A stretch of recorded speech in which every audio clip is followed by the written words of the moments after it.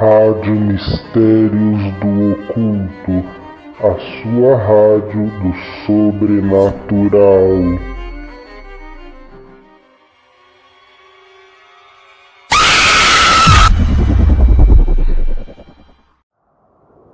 Olá, família oculta, quem lhes fala é o locutor e apresentador Angel Noctis. Chegamos à segunda parte deste acontecimento real, ocorrido há mais de 50 anos atrás. Para quem ainda não assistiu a primeira parte deste relato, aconselho que assista para então entender os acontecimentos que narrarei a seguir. As paredes eram cobertas de símbolos macabros.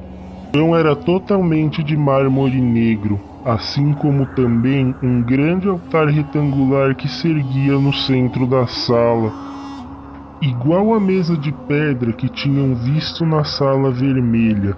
Esta mesa ou altar era também de mármore negro. O homem pintado de dourado, que parecia ser o líder, se encontrava atrás do altar. Ao seu redor e atrás dele, os outros homens mantinham-se em pé, cantando em uma linguagem totalmente desconhecida. De repente, abriu-se uma porta ao fundo do lado esquerdo da sala, e por ela surgiram dois homens de saiote branco e usavam como único adereço uma máscara negra de ferro. Eram idênticas e cobriam totalmente seus rostos. Os dois homens mascarados puxavam pelos braços um homem jovem nu que parecia estar adormecido. O colocaram deitado no altar, arrumaram suas pernas e braços ao longo do corpo. Agora os homens rezavam e o que parecia ser o líder abaixou-se, retirando uma foice cerimonial de dentro de uma imensa bacia de ouro. Segurando a foice firmemente com os braços levantados, rezava algo incompreensível. Os outros agora estavam em silêncio, de cabeça baixa, e olhavam o chão. O líder parou de rezar, olhava atentamente o jovem adormecido, e subitamente, com um gesto preciso e único, desfere um golpe com a foice. O grupo apavorado saiu dali e começou a voltar. Agora, aflitos, subiam os lances de escada e caminhavam rápido e em silêncio, ansiavam chegar à entrada. Enquanto percorriam o caminho para voltar, perceberam o quanto tinham adentrado no lugar. Pablo, o filho de Ramon, nos diz que seu pai sempre falou que acreditava que tinham andado muitos quilômetros. Não sabiam precisar quanto tempo estavam ali. Seus relógios haviam parado no momento em que entraram na rocha. Ansiavam chegar até a mesma porta e saírem dali correndo. Ao passarem novamente na frente da porta que dava acesso à sala vermelha, Santina entreparou. Ramon e os outros fizeram sinais para prosseguir, ao mesmo tempo que continuaram a caminhar. No momento em que confrontaram a primeira sala, aquela revestida de ouro, pararam por um breve instante para tomar fôlego. Momentos depois, ao perceber a ausência de Santino, desesperados com voz baixa e comedida, chamavam por ele. Rádio Mistérios do Oculto.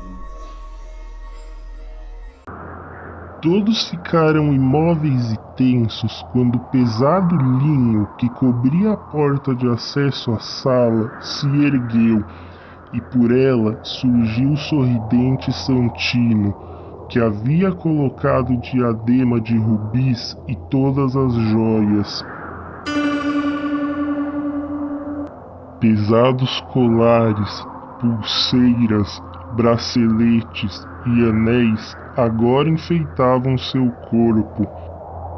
Seu braço direito, que até agora estava atrás de suas costas, agora mostrava a foice cerimonial que Santino, rindo, a ergueu e diz que agora ele era o rei do lugar. Aterrados e de olhos arregalados, todos o olhavam em silêncio. Esteban reagiu primeiro, deu um passo à frente e, com seu rosto tenso, diz a seu primo devolver tudo ao seu lugar. Santino, rindo, dizia aos seus primos que agora esse era o seu reino. Seus olhos mostravam um brilho sinistro. Agora tinha uma postura autoritária e arrogante que seus primos nunca antes haviam visto. Conheciam bem o primo, certo que era debochado e preguiçoso, gostava de tudo que fosse mais fácil na vida. Porém, nunca tinham visto comportar-se assim e aquele brilho sinistro em seu olhar, jamais.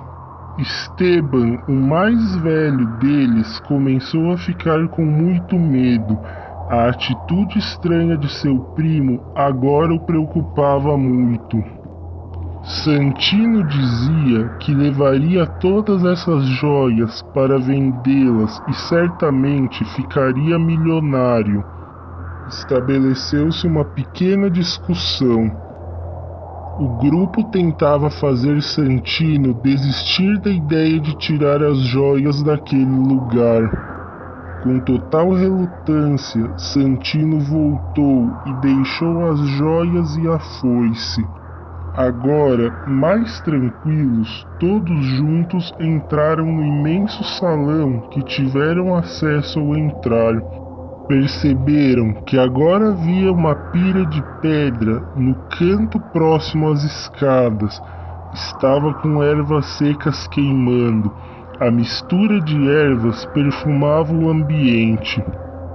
Com seu olhar buscavam a porta pela qual haviam entrado. Esteban, o mais observador, percebeu a fissura que em um traço finíssimo desenhava a porta. Ao percorrer com seu olhar, percebeu que do lado de dentro não tinha nenhum tipo de maçaneta, como tinham visto do lado de fora. Desesperado, viu que seus primos também tinham percebido. O único que se mantinha alheio agora era Santino. Esteban começou a rezar em silêncio. Os outros estavam tensos, quase à beira das lágrimas. Rádio Mistérios do Oculto. Aflito aproximou-se, ficando bem próximo da porta. Totalmente consternado e desesperado, percebeu que em toda a porta havia símbolos gravados. Os minutos passavam. Nessa altura, Ramon e Carlos deixavam correr pesadas lágrimas por seus rostos. Em total desespero, Esteban começou a passar as mãos pelos símbolos, e à medida que suas mãos deslizavam por cima, os símbolos ficavam vermelhos, acesos como se estivessem em brasa, pegando fogo. Inesperadamente e em silêncio, a porta se abriu. Um profundo suspiro de alívio escapou de suas gargantas. O primeiro a sair foi Esteban. Atrás dele, Ramon, depois Carlos, Javier e Alonso. Santino permanecia em pé, sorridente e com um olhar sinistro diz para o grupo que aquele agora era seu lar. Esteban tensionou em ir buscá-lo. Os outros o detiveram ao mesmo tempo que imploravam para Santino sair de lá. Um sorriso macabro tinha se desenhado na boca de Santino. ao mesmo tempo que um forte vento, vindo das profundezas, chegou até eles e os atingiu em cheio. Mesmo já fora da caverna, puderam sentir a violência do vento chocando em seus corpos. Ao mesmo tempo, as tochas que iluminavam o salão se apagaram. Nesse momento, a porta se fechou abruptamente. Estavam mudos de pavor, enquanto escutavam Santino gritar desesperadamente, pedindo por socorro. O grupo parecia estar pregado ao solo, mudos, em silêncio. Escutavam os gritos de pavor de Santino, até que tudo ficou em silêncio. Esteban reagiu primeiro, correu desesperado até a porta, passava freneticamente suas mãos, no desespero de abri-la para tirar seu primo dali. Agora escutavam as risadas nervosas de Santino, até tudo ficar mergulhado no mais profundo silêncio. O grupo, em total desespero, tentava empurrar a porta, segurando a maçaneta e a forçando para girar e abri-la.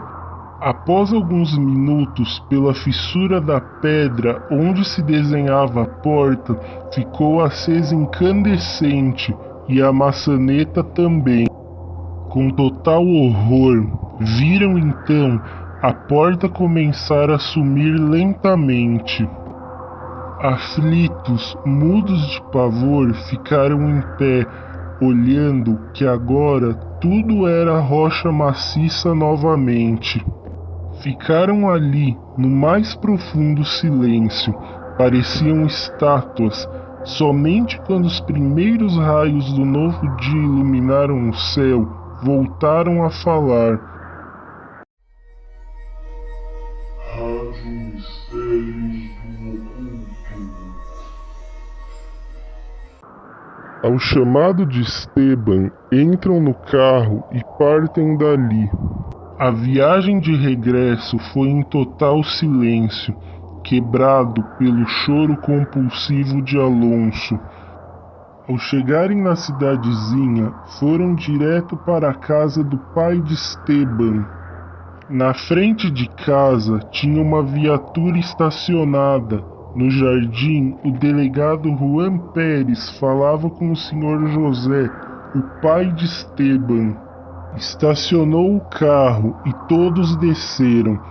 O Sr. José e o delegado foram ao encontro deles. Explicaram todo o ocorrido. Visivelmente transtornado, o Sr. José, o delegado e todos os rapazes subiram na viatura para irem à casa dos pais de Santino. Ao chegarem ao local, de imediato, os pais de Santino saíram. O delegado tomou a palavra. Com paciência, explicou todo o acontecido. Ao saberem do trágico acontecimento com Santino, a mãe dele deu um grito e caiu sentada. O pai dele, em silêncio, começou a chorar. O Sr. Alberto, pai de Santino, os convidou a entrar. Um pesado clima se instalou. O Sr. Alberto e sua esposa Rita faziam inúmeras perguntas aos rapazes. Por volta das 8 horas da noite foram embora. O clima era de angústia, de tristeza. Todos os rapazes se arrependiam de ter ido naquele lugar. O delegado levou cada um em sua casa e conversava com os pais deles. Alonso não mais pronunciava nenhuma palavra. Parecia alheio, em choque. De vez em quando, quebrava o silêncio com uma forte crise de choro. 3 meses depois, Alonso continuava internado em uma clínica, fazendo tratamento psicológico. Os outros primos continuaram a reunir-se na praça, falavam muito sobre o trágico incidente, estavam totalmente abalados. Falavam e trocavam ideias, então Ramon propôs a todos que em alguma sexta-feira santa voltassem ao lugar, na esperança de que se abrisse novamente a porta e assim procurassem por Santino. Passou-se um ano e todos voltaram ao lugar, com exceção de Alonso. Ele continuava apático e sua família tinha o levado de volta para sua casa e cuidavam dele. Oscilava entre total apatia e momentos de lucidez e pânico. Quando Alonso ficava lúcido, chorava muito e dizia que era horrível, horrível, mas jamais explicava ao que se referia exatamente. Seu olhar se transformava, transparecia medo, pavor, aflição, e depois caía novamente em profunda apatia. Ficava alheio a tudo e a todos, não falava, não reagia a nada. Rádio Mistérios do Oculto. Continuou assim, e os médicos diziam que não havia mais nada que pudessem fazer por Alonso. 5 anos depois, em uma manhã de sábado de Aleluia, Valentina, a irmã de Alonso, entrou no quarto. Levava a bandeja do café da manhã para alimentar o seu irmão. A calma foi quebrada com um estrondoso grito emitido por Valentina, seguido pelo som de louça que se quebrava no chão. Os pais deles correram até o quarto. Se depararam com algo terrorífico. A cena era espantosa. O corpo de Alonso jazia no chão. Sua cabeça apontava para o norte. Estava totalmente coberto com uma peça de linho vermelho. O Sr. Roberto abaixou-se e retirou o linho. Ficaram perplexos olhando a cena. Os olhos de Alonso estavam abertos, perdidos no vazio, como se olhasse a imensidão do mundo. Apenas um pedaço de linho branco cobria suas partes íntimas. Uma pequena incisão no seu pescoço era a única ferida no corpo. Não havia sinais de sangue ou outros ferimentos. Um grande símbolo tinha sido traçado em seu peito. O mesmo parecia ter sido feito com total precisão. Indicava que usaram uma lâmina que desenhava com traços finíssimos um grande círculo. Dentro do mesmo, inúmeros riscos dispostos com muito cuidado. Para quem olhasse com atenção, descobriria que o desenho era de uma estrela.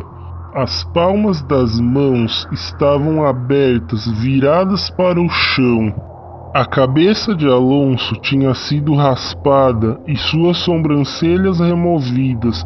Parecia ter sido feito com alguma lâmina, pois não havia nem sombra de seu cabelo. Seus olhos estavam maquiados com cajal, feito do mineral malaquita e carvão, constatado após minuciosa perícia. As unhas dos pés tinham sido removidas com precisão. Ao redor do corpo, um grosso trilho de pó azul, sendo constatado que era lápis lazuli. As duas têmporas tinham bem nítidas marcas de mãos, uma de cada lado, como se alguém tivesse segurado sua cabeça por trás. Rádio Mistérios do Oculto. As marcas de mão, bem nítidas, mostravam que as palmas estavam besuntadas de um metal avermelhado que parecia cobre. O delegado Juan Pérez foi chamado e, ao chegar e olhar o corpo de Alonso, ficou aterrado, clama por Deus e faz o sinal da cruz repetidas vezes. Diz que em 35 anos como delegado da pequena cidade jamais havia testemunhado algo tão horrendo. Ele então chama um rabecão, enrola o cadáver do jovem com o pano vermelho para o levar para a única funerária da cidade. Comentou-se que Sebastian, o motorista do rabecão, renunciou no outro dia, alegando que durante o trajeto escutou uma voz horrenda e sentiu um cheiro forte de mirra dentro do veículo. A rouca voz pronunciava um dialeto incompreensível e às vezes chamava por seu nome, provocando-lhe arrepios de pavor. Sebastian parou por diversas vezes o rabecão para verificar se o rapaz não estava vivo, porém constatava que estava gélido, em um estado de rigidez cadavérica. A voz continuou durante todo o percurso e, irritado, ele para o veículo, desce da cabine e, ao abrir as portas traseiras, sente seu sangue congelar dentro das veias. O cadáver de Alonso estava sentado na gaveta, estático, de olhos abertos. Não mais estavam opacos, e sim brilhantes como prata. Sebastian fica imóvel pelo que acreditou ser 2 minutos. Decide fechar as portas, mas enquanto fazia, pôde ver na penumbra os olhos do cadáver se mexerem, seguindo seus movimentos, o seguindo atentamente. Termina de fechar as portas apressado, entra na cabine, porém o motor não funciona. Pega o radiotransmissor e tenta contato com a central do hospital. Após várias tentativas sem sucesso, ele escuta uma forte interferência e escuta no rádio a rouca voz chamando por seu nome. Como já estava no final da tarde, ele tranca o carro e decide ir a pé até o hospital. Ao terminar de trancar as portas traseiras do rabecão, Sebastian ouve um gemido. Assustado, sai correndo. Tropeça em uma pedra e cai em uma grande poça de lama, sujando seu uniforme azul marinho e perdendo seu cap em meio à lama. Saiu correndo e foi direto ao hospital, reportou o acontecido e, com o apoio de seu chefe, obteve a ajuda da polícia, que o acompanhou até o local. A essas alturas já tinha caído a noite. Ao chegarem aonde tinha deixado o automóvel, tudo estava em silêncio. Com cuidado e apreensivo, abriu as portas traseiras e, com absoluto espanto, constataram que o corpo tinha desaparecido. Só restava a gaveta e o pano de linho vermelho, que estava totalmente aberto. Passados os primeiros minutos, reagiram ao choque inicial. O delegado pegou o pano e pela primeira vez notou algo que até o presente tinha passado despercebido. Toda a borda do pano estava marcada com símbolos desconhecidos por eles. O delegado Pérez, por um instante, relembrou do momento em que Roberto, pai de Alonso, tinha entregado a ele o pano. Rádio Mistérios do Oculto. Poderia jurar que o pano não tinha nenhum símbolo e agora estava bordado com aqueles símbolos ritualísticos desconhecidos, todos feitos com tinta negra. Espantados, assustados e muito impressionados, os dois policiais disseram para Sebastian que ficasse tranquilo, que iriam escoltá-lo. O delegado tinha ficado com o pano e diz a Sebastian que iria guardá-lo na delegacia. Ao chegarem ao local, o delegado e o agente perceberam que o pano havia desaparecido. O mesmo deveria estar no assento traseiro do automóvel. Quando Sebastian subiu ao rabecão para voltar, viu seu cap agora em cima do banco do carona. Estava limpo e seco, e ele tinha certeza que o tinha derrubado na lama. No outro dia, o delegado foi à casa de Ramon para contar o acontecido. À tarde, Ramon se reuniu com seus primos e lhes contou todo o acontecido. Agora estavam totalmente determinados a voltar ao lugar onde estava aquela gigantesca e misteriosa pedra. Fizeram um acordo e todos concordaram que na próxima Sexta-feira Santa iriam até o lugar. A data seria daí 7 meses. Família Oculta, chegamos ao fim da segunda parte desta incrível e real história. Não percam a terceira e última parte. Mais uma vez, agradecemos as inúmeras histórias reais enviadas por nossa audiência, que aos poucos iremos publicando no canal. Deixem seu like, isso é muito importante para o canal. Um abraço sombrio de Angel Noctis para todos e até o próximo encontro. Rádio Mistério